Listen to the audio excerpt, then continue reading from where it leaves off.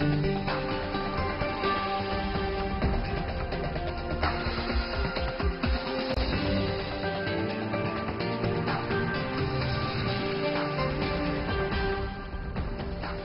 and welcome to World Insight with me, Tian Wei, coming to you live from Beijing on CGTN. Coming up on today's program, a flurry of diplomatic activities with the White House confirming top DPRK official Kim Yong-chol will head to New York for talks while teams from Pyongyang and Washington meet in Singapore. Could the KimTrump Summit indeed move ahead and still happen on June the 12th? Russia's economy on the path to recovery? One of those working hard to make that happen is Kirill Dmitriev, the CEO of Russia Direct Investment Fund. He tells us in St. Petersburg how Russia's economy and investments grew despite Western sanctions.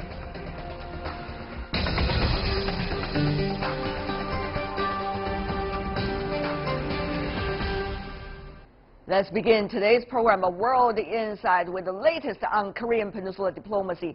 A delegation from the DPRK has arrived in Singapore to work on logistics for the summit and, according to the White House, meet a pre-advance U.S. team. The White House has confirmed that DPRK's Kim Yong-chol, the vice chairman of the ruling Workers' Party, was set to head to U.S. on Wednesday after meeting Chinese officials in Beijing. The reports indicate that planning for the KimTrump Summit, initially scheduled for June the 12th, is moving ahead after Mr. Trump called it off last week and then on again. Let's take a look at this. Progress in U.S. diplomacy with the DPRK used to take years. Now it's measured in days after the second meeting of the DPRK and South Korea leaders in as many months. A U.S. negotiating team led by Sung Kim, a former U.S. ambassador to South Korea and former nuclear negotiator with Pyongyang, arrived in the DPRK for talks. The visit suggests a sort of advanced planning for a possible summit may now be underway. On Saturday, President Trump expressed optimism. A lot of people are working on it. It's moving along very nicely. So we're looking at June 12th in Singapore. That hasn't changed. And it's moving along pretty well. Trump repeated his offer of economic assistance on Sunday. I truly believe North Korea has brilliant potential and will be a great economic and financial nation one day. At their Saturday summit, the two Korean leaders discussed the U.S. offer of economic assistance in return for denuclearization. I told Chairman Kim that if he decides to put into practice a complete denuclearization, President Trump is willing for economic cooperation in ending hostile relations. But the DPRK hasn't budged on this proposal. Pyongyang says it's not ready to swap missiles for money. An article in the official Workers' Party newspaper in Pyongyang said this on Sunday. U.S. media is still building up public opinion that the DPRK comes to the negotiating table with the U.S. in a hope to get economic aid. The DPRK paper called the U.S. proposal impudent and rubbish. So both leaders from the DPRK and the U.S. appear to want this summit, but officials on both sides still have many details to work out, including the terms of denuclearization before the summit. Could it be all or nothing, as the White House has demanded, or gradually, as Pyongyang has proposed?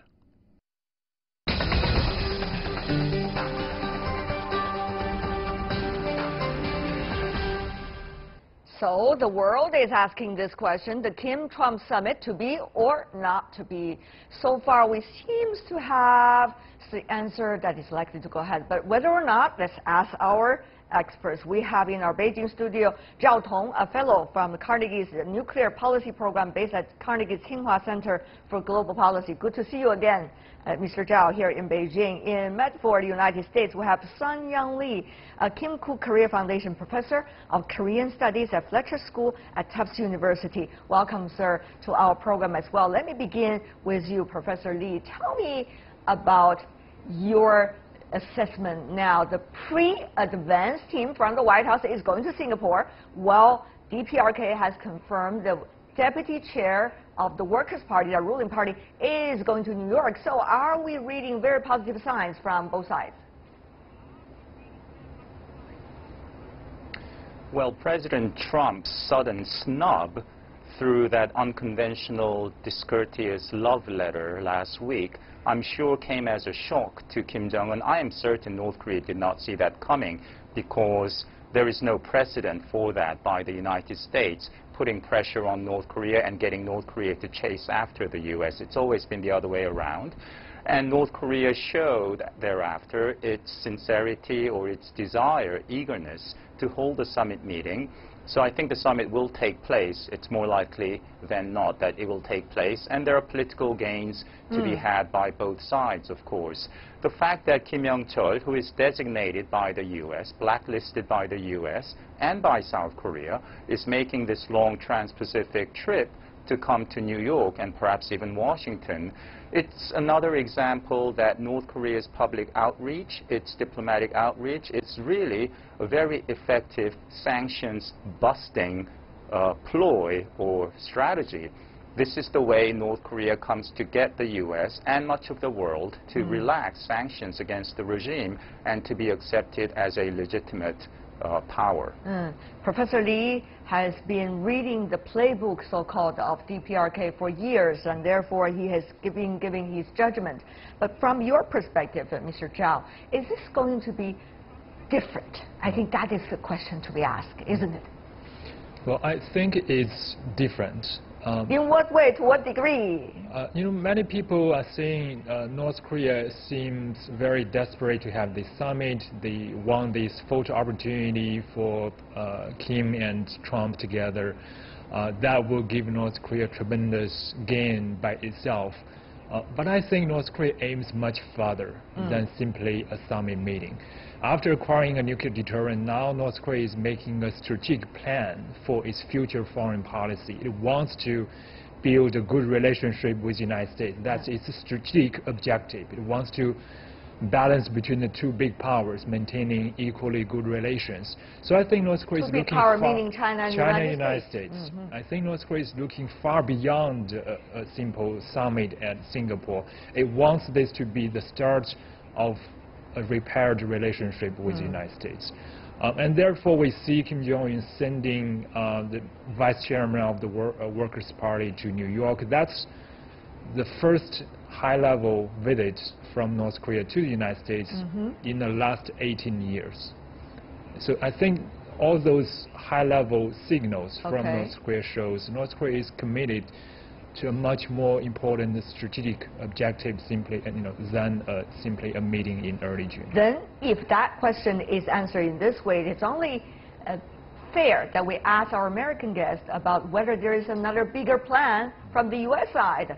Well, whether or not that is the question, isn't it? We are now joined in Chicago, United States, Karl Friedhoff, a fellow at the Public Opinion and Asia Policy at Chicago Council on Global Affairs. Mr. Friedhoff, do you think there's a grand plan also coming from Washington about the DPRK issue and beyond? If there is, what it is?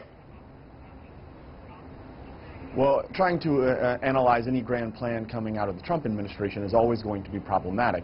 But it does look like something is starting to emerge, and I've personally been somewhat heartened by the fact that now we're seeing very senior aides go to Pyongyang to work this out with a former negotiator with North Korea, someone very high level from the Defense Department, and also someone from the National Security Council. So it does look like something is coming together, and now the Trump administration is actually taking preparation quite seriously to try to hash out what exactly is going to be discussed in Singapore on June 12th, when and if this summit does actually take place. Well, Professor Lee, if I did check a little bit information about you, I have noticed some photos of yours.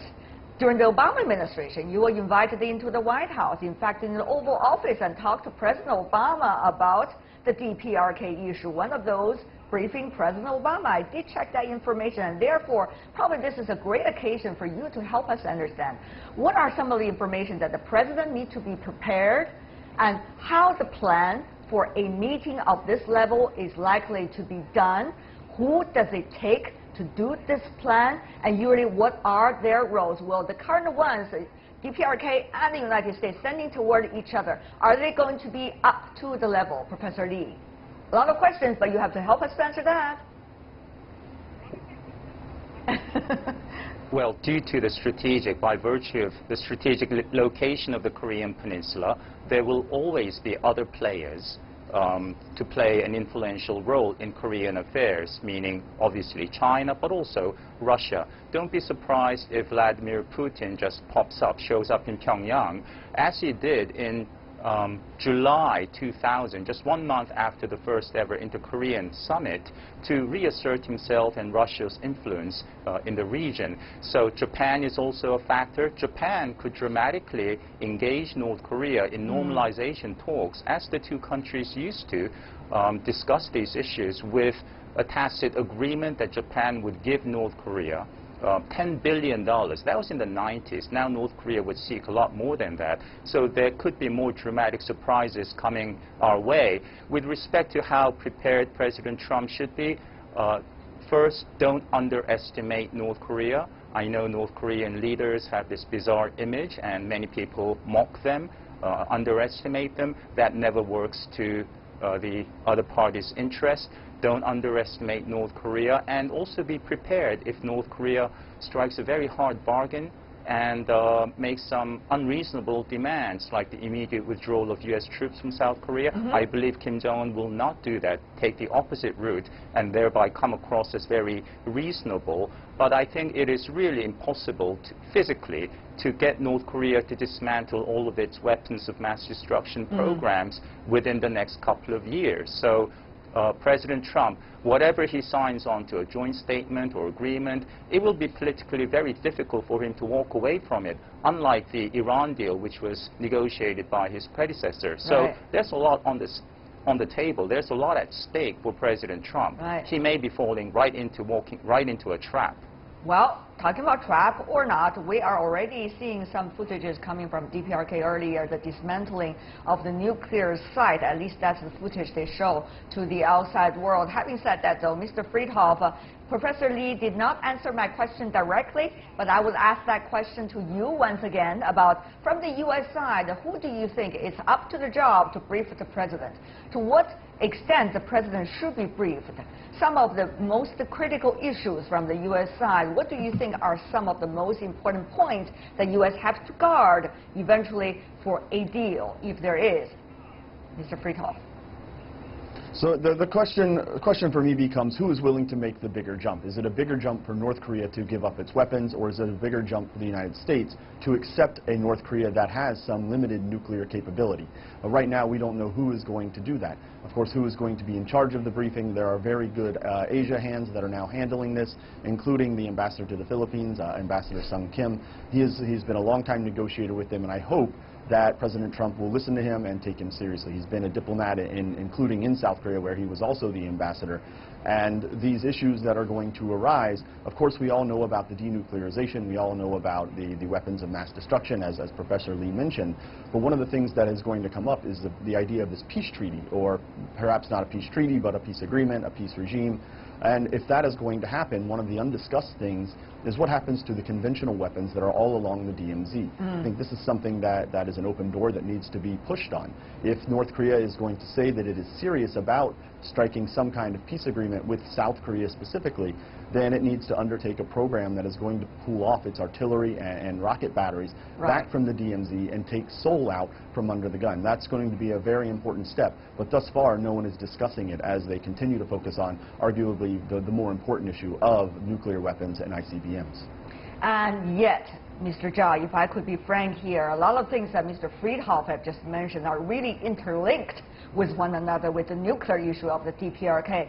And if I could just point out, Mr. Friedhoff, to Mr. Zhao as well, that one of the realities we're facing right now is the DPRK has already got its nuclear capability.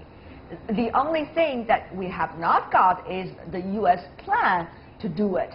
So that is what we're focusing right now. I guess, Mr. Zhao, the reality is there. What about the plan? Yes, our American guest asked the question of which side will make that big jump. I think it depends on what big is about, and to what extent, from whose perspective. Exactly, and my bet would be it has to be the United States. because North Korea has... Why are you saying this, Mr. Zhao? Is it because China is an ally of the United States and therefore you always emphasize the role of the United States to do a so-called bigger jump? You know, this is a role for the U.S. To make big concessions because North Korea has no room to make fundamental nuclear concessions. It depends on nuclear deterrence for regime survival. But the United States already lost its coercive leverage with North Korea. There is no way U.S. can launch a disarming military strike on North Korea. There's no way U.S. can work with Russia and China to impose additional sanctions on North Korea with another UN Security Council resolution. Not under the current circumstances, at least. Because I believe North Korea would be smart enough to continue refraining from major military provocations. North Korea would not give any additional excuse for China and Russia to cooperate with the United States to tighten the sanctions against North Korea. So I see the U.S. has no additional leverage. So it has to, I think, face the reality and take a more pragmatic and realistic approach. Professor Lee, once again, I go back to your role of briefing the President of the United States during the last administration on the DPRK issue. In the Oval Office, I'm sure he asked you many questions, and I know you wouldn't tell me. But the thing is, now you see a President of the United States, President Trump, trying to push the political apparatus in Washington, trying to make sure a summit could happen, even though from the other side, the political apparatus, as well as some administration officials and those coming from different departments are saying, no, this is too quick, we can't get things done, it's impossible. But the President insists. So what about this relationship within Washington from your perspective, Professor Lee, about how things should happen and would happen? Well, there are understandably many skeptics in Washington and throughout the world when it comes to nuclear diplomacy vis-a-vis North Korea. North Korea did shut down, decommission that nuclear testing site last week, but North Korea doesn't have any further need to conduct underground nuclear tests. It's made its point with the most recent test back in September last year, which was a very powerful thermonuclear test. India and Pakistan, interestingly, each has tested to date just 6 underground tests, and those were far weaker, smaller in yield than the North Korean tests last year.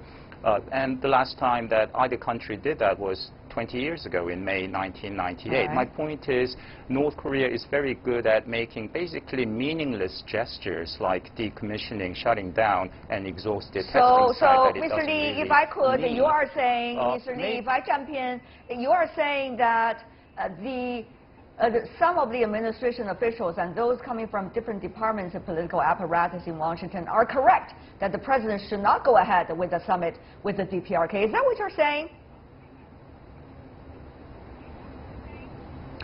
Well, no, it's too late for that. If Trump walks away, then he will come across as the petulant party, uninterested in peace and reconciliation, and Kim Jong-un would really shine as the peacemaker and Trump as the troublemaker. Well, we shouldn't be surprised if we hear some stunning news from General Kim Yong-chol, who might even say that Kim Jong-un might want to visit the UN General Assembly this fall. And that would be construed as another sign of North Korea's genuine opening and outreach, and it may be. But my point here is when it comes to nuclear diplomacy, it's unlike any other kind of negotiation except for peace negotiations during war. It is international politics played at the highest level, save for waging war. So it is exceedingly unlikely that North Korea has made up its mind to completely give up its nuclear weapons, even for $1 trillion. All right, maybe dollar is not what they exactly want alone, but rather a peace treaty. How about that, Mr. Friedhoff, to prepare for something like a peace treaty and step by step for DPRK and the U.S. to work together, of course, with the involvement of many other players as well on the road. What does it take? Where to start, Mr. Friedhoff? The challenge is going to really be on the U.S. side for this. If we look at the administration, there are several people who are known hawks on North Korea, and what they do not want to see is any kind of negotiating process that's going to be dragged out. And that is certainly the concern with North Korea, considering the history of how this has gone in the 90s and in the early 2000s about negotiations and how they've played out. and how North Korea has been able to extract concessions. So if that is indeed the case and these things start to play out in that way, there's going to be a lot of pressure on the president from people within his own administration saying that this is North Korea up to its own tricks. Now, if we're going to talk about a peace treaty, the United States, or North Korea rather, has said that it understands military drills are going to continue. It has said that it's not going to exactly protest that U.S. troops stay in South Korea. But one of the things I think can happen is there can be a partial drawdown of U.S. troops in South Korea. If you look at the history of this, in the 1950s, there were approximately 75,000 soldiers present there, and there have been 4 to 5 distinct drawdown points of 5,000 soldiers or more throughout, the past 60 to 70 years. The shortest time that has happened over, where one drawdown to the next, was 13 years, and we're now starting to enter that phase. So if there is going to be a partial drawdown, say 5,000 troops, we saw North Korea dismantle or supposedly dismantle its nuclear test site, what Professor Lee characterized, I think, correctly as something that was largely for show, then the United States could do the same with troops in South Korea. Say we draw down from 28,500 to, say, 23,500, that's a withdrawal of 5,000. Is that still enough to maintain U.S. military readiness? I think that it probably would be. And one of the things we hear about the U.S. troops in South Korea, kind of grimly referred to as a tripwire. That is, the whole idea is that they are there to ensure that if there is any kind of conflict, not only can they hold North Korea off, but U.S. troops will die in significant enough numbers to ensure a U.S. response. I think we can easily accomplish that with 23,500 rather than 28,500, and that's something that the United States should consider. From the other two guests' explanations, Mr. Zhao here in Beijing, it seems that we should also have a debate about whether this summit is a show or is it the start of the real negotiation? What do you think? I think it's more like a show, but it's a very important show. It's a show because neither side, neither North Korea or the United States, is ready to make any radical concessions. North Korea is not going to surrender its nuclear weapons. The U.S. is not ready to dramatically draw down its troop deployment or ending its alliance relationship with South Korea. Therefore, any agreement emerging from the summit would have to be a symbolic agreement. But it's an important show because it could start a long process of direct engagement. I see. They can start with meaningful steps. I disagree with Professor Lee. I think all the immediate efforts North Korea take to close down the test site, to suspend missile and nuclear test, maybe North Korea would even agree to suspend the fissile material productions. Those are all meaningful steps to effectively freeze North Korea's program. I see. And if the U.S. doesn't have this meeting, it wouldn't even have this opportunity to freeze and cap North Korea's capabilities. So it could start a long process of direct engagement and trust building. That would be the most effective way to address North Korea's paranoia in the long run and makes North Korea less dependent on nuclear weapons in future. We'll see what kind of opportunity is that and for whom and who will take it to the full extent for the good of whom. Well, for now, I want to thank the three of you for being with us. Zhao Tong, Sun-Young Lee, Carl Friedhoff. Thank you so much for being with us, gentlemen. Really appreciate it. And you're watching World Inside with me, Tian Wei. Still to come on our live program.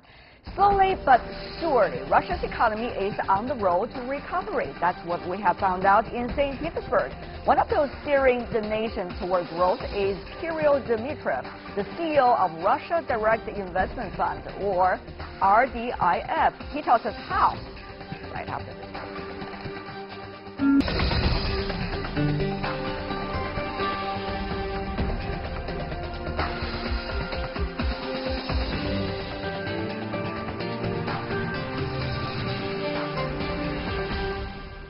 Welcome back. You're still watching World Inside, and I'm Tian Wei. The program coming to you Monday to Friday on CGTN. Russian President Vladimir Putin warned that the combination of sanctions, trade barriers, and a lack of trust could lead to an unprecedented global crisis at last week's St. Petersburg International Economic Forum. In fact, those challenges are what Russia faced in recent years, especially tough sanctions coming from the West. Despite setbacks, though, Russia's economy managed to grow with better transactional transnational cooperation. Kirill Dmitriev is the CEO of Russia Direct Investment Fund.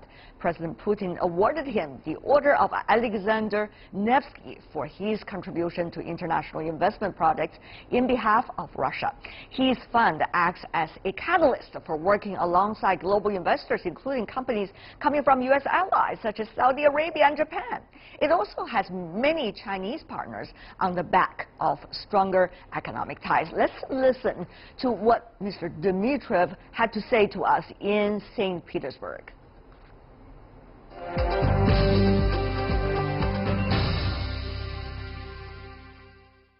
Mr. Dmitriev, what a wonderful pleasure to have you on CGTN. Thank you so much for having me.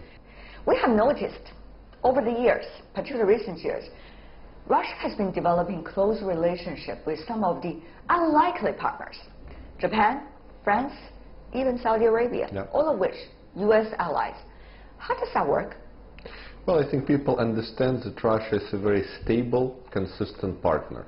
And all you have to do is to show Russia respect and understand, you know, its policy, its approaches, and people get along with Russia great. And I think Saudi Arabia is a very interesting example, because we were completely different, we didn't have many discussions, and then we had a great event, actually at this forum 3 years ago. So then Deputy Crown Prince and now Crown Prince of Saudi Arabia, Mohammed bin Salman, came to Russia.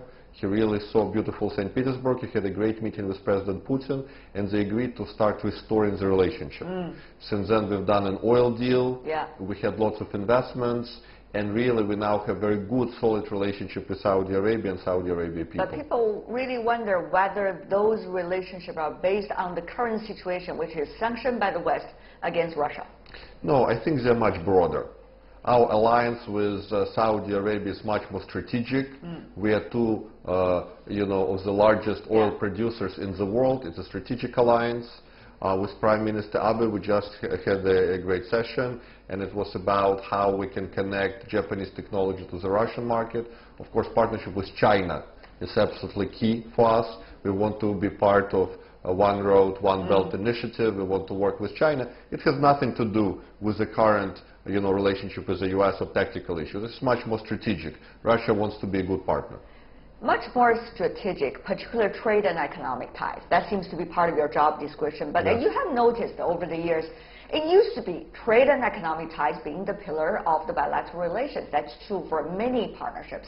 But now you realize, that is not the strongest part. Actually, it could become the most fragile part, given, for example, what is going on between China and the United States, the trade disputes, Europeans and Americans as well. So, will that partnership be able to naturally prosper? That is the big question mark, without the influence much of geopolitics. Yes, and the key word, of course, is trust. And really understanding each other and having dialogue. And those are basic things. But it's amazing that nations now don't do it much. And China is very respectful.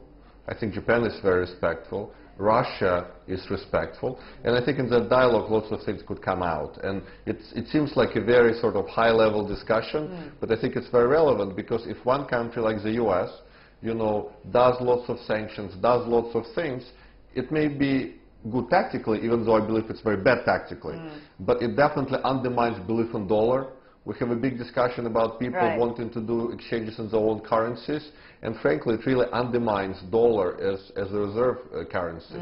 So we see that, I'm sure, countries will definitely work well together through partnerships, through good strategic alliances, and China, by its inclusivity, is showing a perfect example of this. If I remember right, Chinese Vice President Wang Qishan was saying in St. Petersburg that trust comes from implementing your target as you promised to your partners.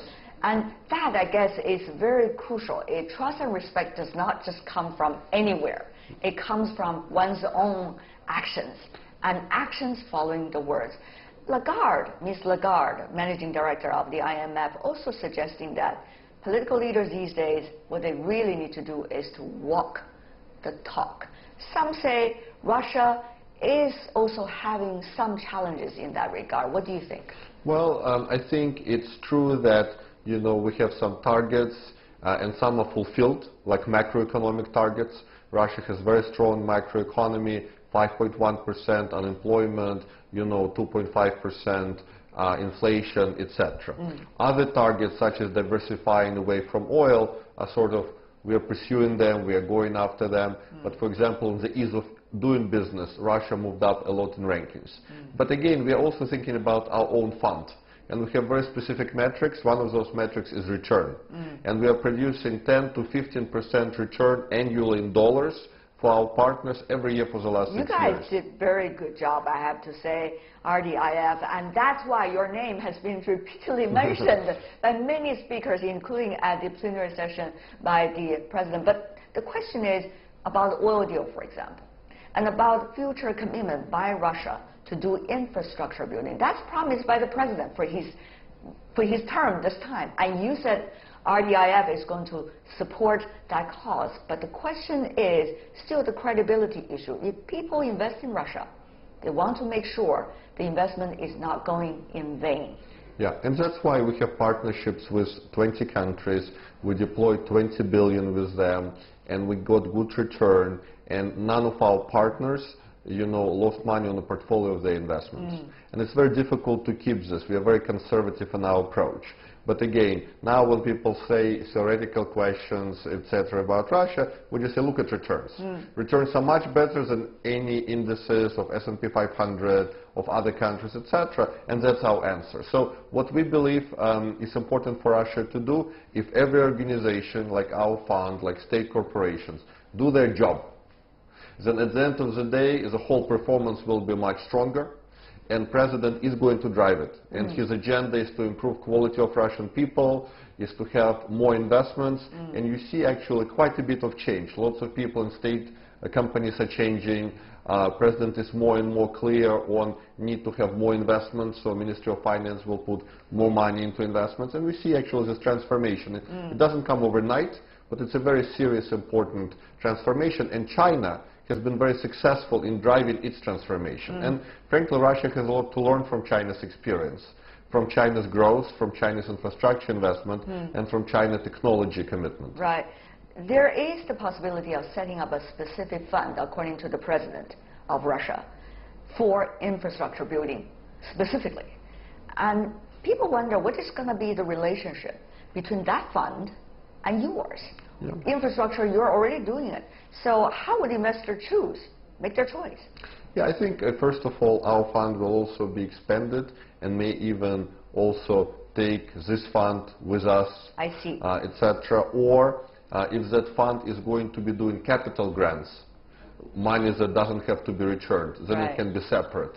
And basically that infrastructure fund will be giving out free money necessary for investors like ours to make good return. So we are thinking about different structures. Government involves us in decision-making process. It's a very transparent decision-making process. And what's important is that with China Investment Corporation, with other key partners, we've built great funds, great teams, great processes that lead to good returns. And basically that is very relevant to government transformation, and we are asked a lot about how to increase investment in infrastructure, in which forms and structures to use to benefit Russian people.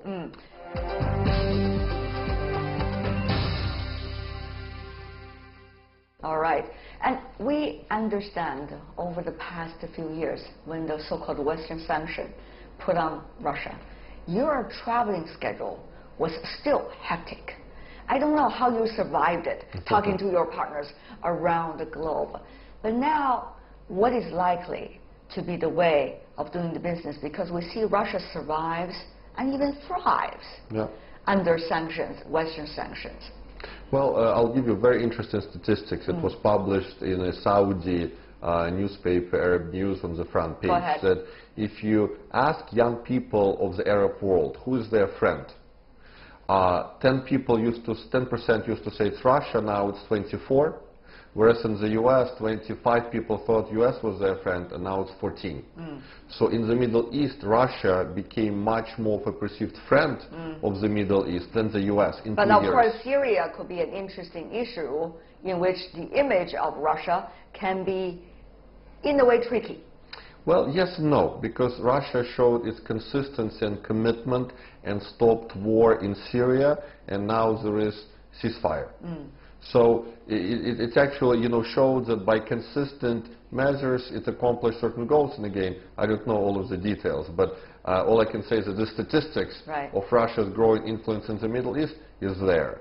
So I think what's important is that because Russia is consistent in its approach, is building partnerships with China, with Japan, with Europe, etc., I think is going to have a good relationship with the U.S. as well. Right. Because I think the U.S. needs to understand that Russia can be a good partner. We need to have this dialogue. Right. So actually, I'm a big positive believer that in the next couple of years we'll be able to come to a better understanding, even with, the current administration or, What is backing this wish? Well, I think it's an understanding that, the world is so complicated. We have so many moving parts.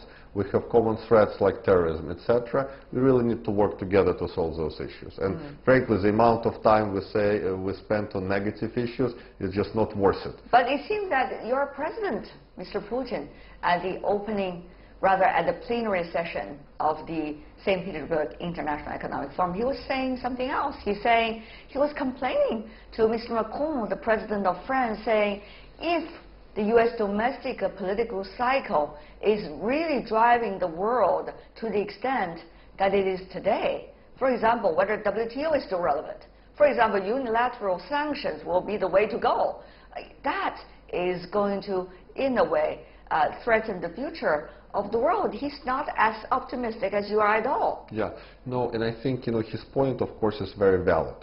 And we want to not have that. Because basically, if every 4 years, a new U.S. president can come in and change all of the treaties, and this is what the president was talking about, of course, it's very dangerous. So this is why we need to go back to much more Chinese approach of long-term planning, of inclusivity, and that's a much better way of addressing it.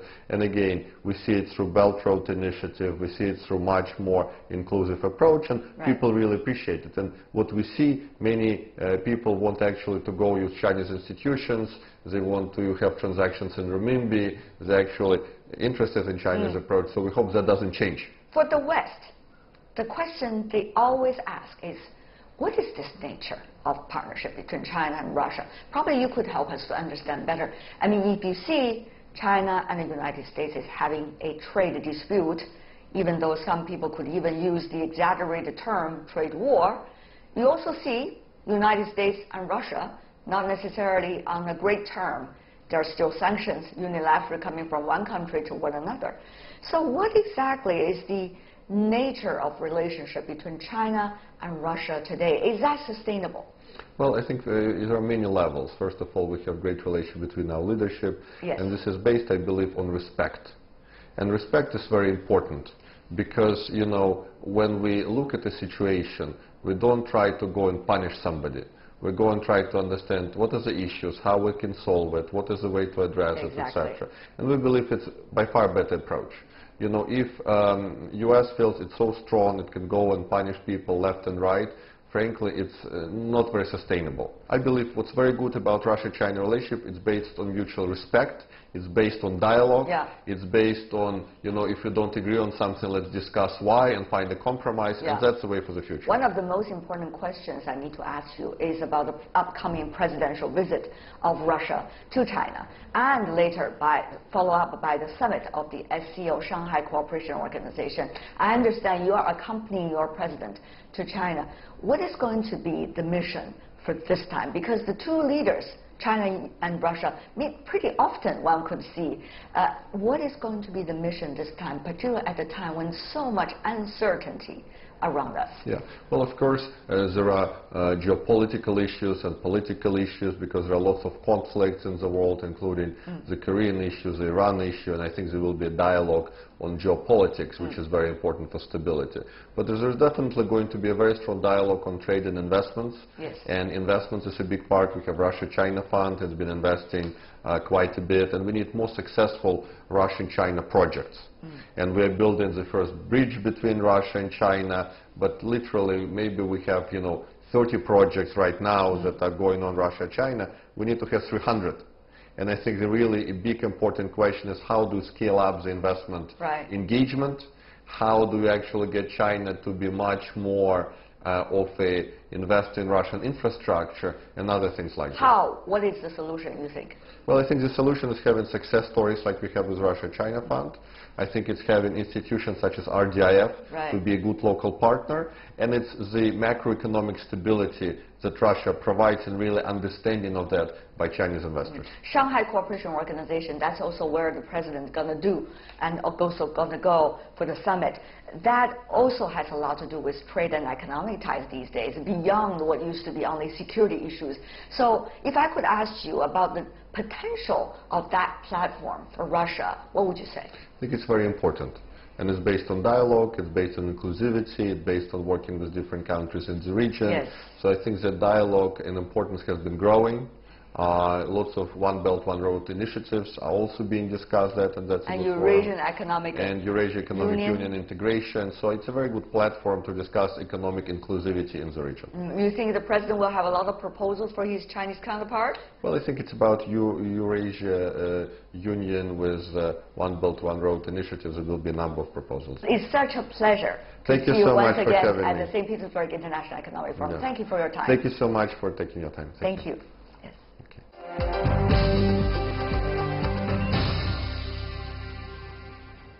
Kirill Dmitriev, that is the CEO of Russia Direct Investment Fund, talking to us on the sideline of the St. Petersburg International Economic Forum.